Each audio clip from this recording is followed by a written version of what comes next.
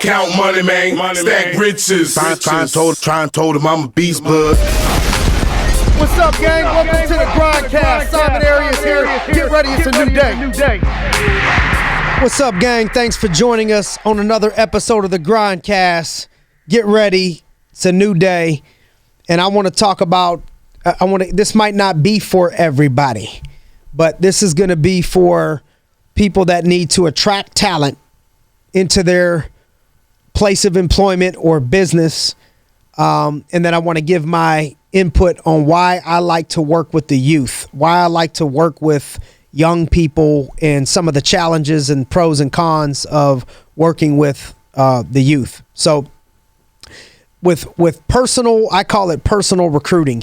You know, it depends on what you're looking for, what position that you're looking for. But in my experience, you know, all the way to the beginning of me being in business, my experience is I have found that the best people, the majority of the time, not always, but more than half of the time, some of my best are best people, employees, people that we do business with, came off of a personal relationship. Either I already knew them, or I got introduced to them, or I found them walking randomly in the mall or at a restaurant or whatever it is. And so to me, I'm always in business mode. I'm always scouting talent. I'm always looking for the next LeBron James. Just like any major Division I college program, they're always looking for the next upcoming high school superstar. I'm always looking for the next person that we can help to change their life, that can be mutually beneficial, where they would help the business and we would be able to help to develop them as a person. And so I want to give some tips on how to go about that if this applies to you.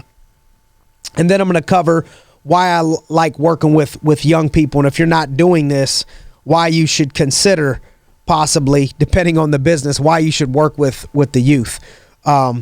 So first is I think you got to always be on the lookout. You ever get a new car, or you like a car, and then all of a sudden you start seeing that car all the time when you're driving? You know, my goddaughter, she started liking Jeeps, and now all of a sudden we're always looking at Jeeps. I always see Jeeps going by. So if your mind is fixed on whatever business that you're in, man, I want to find this type of a person, then you need to always be on the lookout. You need to always be mentally be ready, because it can happen.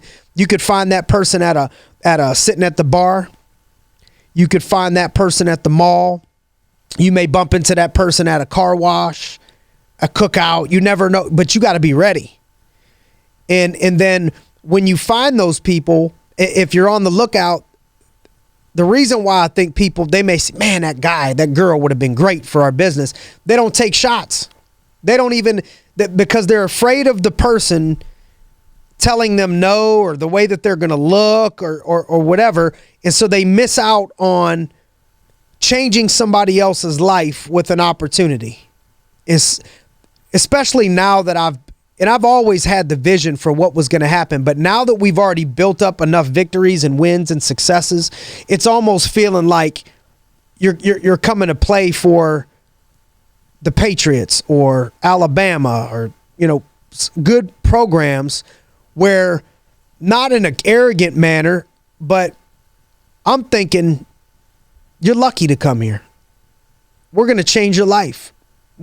You have an impact. You have an opportunity to literally change your life, not just financially, but just mentally, spiritually, physically.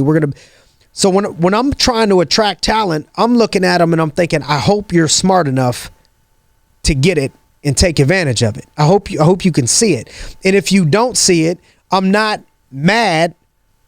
I'm not upset. I'm not embarrassed. No, it's just, I feel bad for you. Most of the time I feel like, man, that person, we could have changed that person's life. And so you have to be able to not care. You have to be able to take shots. If you're looking to go 100%, it's not going to happen. But when you're trying to attract talent or recruit people, who don't like a compliment? It doesn't need to be, it's like even if you're married or you're in a relationship, if somebody, another guy or girl from the opposite sex, oh man, you look sharp today, or they hit on you and they don't know that you're married. If they do it respectfully with class and it's not ignorant, it's actually a compliment. Makes you feel good, or make the person feel good, and you keep on moving. No harm, no foul. But and so that's the approach if you hit on somebody that you're trying to recruit to attract to your business, they're going to feel good about themselves. That at the very worst, somebody else saw my talent. Somebody else saw something in me, and if it's done the right way, it's paying them a compliment. But oftentimes, you got to have a vision for the person. Like, they won't always come to you in a perfect form. It's like you have an athlete that's 6'5", 185 or 200 pounds, skinny, and you see a vision of them playing tight end or playing a certain position. You have to be able to see, man, if I taught this person how to lift weights, got their nutrition right, taught them how to block, then wow, we have something special. You got to be able to look at a home when you're flipping homes. You got to be able to look at a house that's selling for $60,000 and say, man, if I put $40,000 into it, that's $100,000. I can sell this for $150,000. That's the way I'm looking at people sometimes when I'm personally recruiting people. I'm looking at people and it's like, yeah, to you, he looks just like he's just a waiter. But to me, 2 years from today, he's one of our top leaders. To you, this girl is just a young 21-year-old waitress or hostess. But to me, I look at her and I see her as one of our top salespeople, top performers, and her driving a brand new car and living in her own apartment. Like, you have to have a vision for, man, this person has potential. And then after the vision, you have to understand that it's going to take patience, because you're going to have to develop the person if it even goes that far. And so one of my favorite questions to ask when I'm attracting top talent is this the plan forever? So you're washing cars. Is this the plan forever? Is this kind of like an in-between thing? Are you open to, if it fit, are you open to an opportunity? And then I like to explain to people when I have time, why them? Give them a compliment. People are thinking like, why? Why me? Why me? Why are you? Well, because I saw that this whole bar was full and it's only two of you working back here and you're still running everything, and it got to be stressful, and you're doing it all with a smile on your face. Or there's tons of people in this Champs here at the mall, and I see you're like one of the only ones scrambling around, running around, and you're doing it all with a smile and staying calm, and you're just good with people. Find ways of why are you complimenting these people?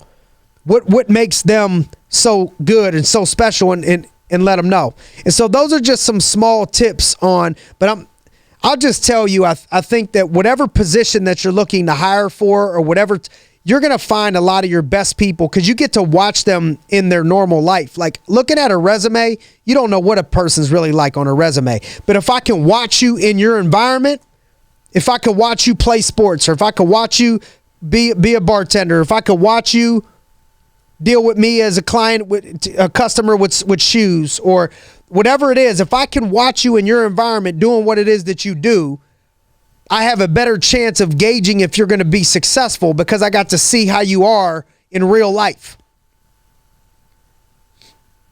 And I'm telling you, more than half of my best people in all these businesses that we have come from personal recruiting. People that I know, people that I know, and people that I just bumped into. So I'll give you a couple quick examples. So one of our top performers right now is a man by the name of Steve Dale. So him and his girl, I had a contest and I took all of our team to this restaurant at the top of Mount Washington in Pittsburgh. It's on the top of a mountain, beautiful place. And so those two sit at the bar and they look just great, elegant, classy, good looking, just good aura about them. Athletic built, so we deal with a lot of athletes. So I'm thinking, all right, this is a possible fit. Let me see how he talks. So I walk up to him and I strike a conversation with him. And I start talking to him and seeing, well, now in the middle of conversation, I'm saying, wow, this guy these two can actually, they could talk. They don't just look the part. They could talk, speak well, handle themselves well. This is somebody that would be good in our environment, in our atmosphere. And I started the relationship that way.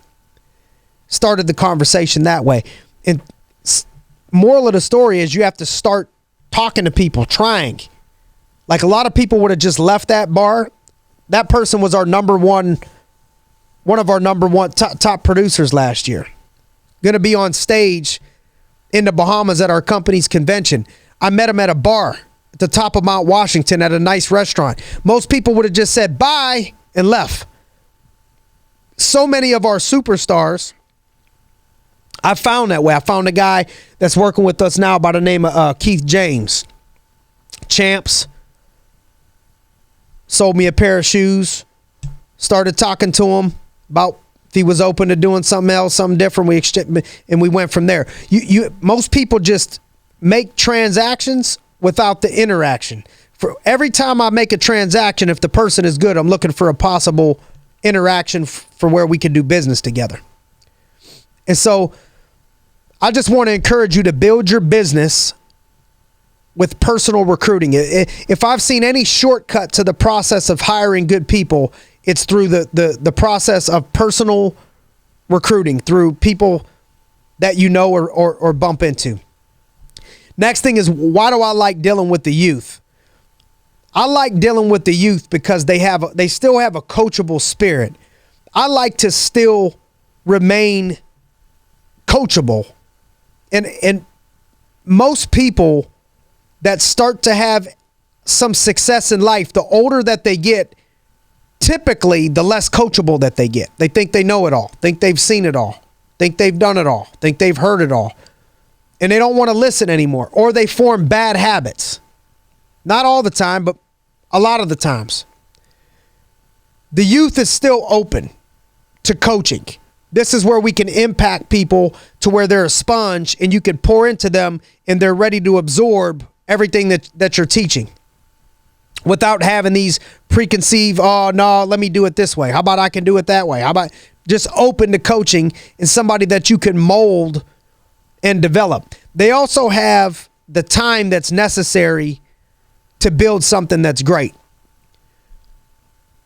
Most people that are, as they get older, the price has to be paid one way or the other. So if you want to be successful, you want to build something great, the price is what the price is. You ain't going to get it on discount. But the cheapest it's ever going to be is the younger that you are, the cheaper it's going to be to pay the price for success, because as you get older, you may have a wife or a spouse or kids or, other things that you have to manage, which makes it more challenging. You could still do it. Absolutely. You can do it. Many of our best people in this industry, in the business and in our business have kids, they're married, and they get it done. But those are superstars, and they've learned how to manage their schedule and manage their life, and not, I can't have a good relationship with my spouse because I'm working, or I can't have a good. No, you can do it all. You just got to schedule it and have the discipline to stick to it and the discipline to schedule it. But all in all, it takes a lot of work and a lot of time to accomplish something great, building a business. It just does. It takes a lot of work and a lot of time to build a business and to build something great. And the youth, they have less distractions, kinda. They have less distractions from a sense of no kids, wife, stuff like that. They're mobile. You can move around, and they're moldable. But they also come with a little bit of baggage. So pick your poison. I'll pick the poison of the youth because I'm not lazy with development. People that are lazy with development, they go get the veteran, the proven veteran with 20 years experience. And I'm not saying I don't want the veteran with 20 years experience. I'm just saying I've found a shit ton of talent working with young people, but I'm not afraid to work with them at 20 years old, knowing that the big payoff is going to come when they're 25, 5 years down the road or 4 years down the road. They'll impact us now, but the major impact may happen 5 years down the road, 4 years down the road, but they still got longevity. So, yeah, they're going to come with a little bit of baggage. Of course, they're going to have boyfriend, girlfriend issues, broken hearts, hungover, lack of discipline sometimes, partying, inter-office fraternization, stuff like that. And that's it just comes with the territory. So pick your poison. I'm willing to work with that. I look at it like college coaching college football, major organizations. It's like running a major business. If I'm the coach at LSU right now, I'm dealing with 18 to 23-year-olds.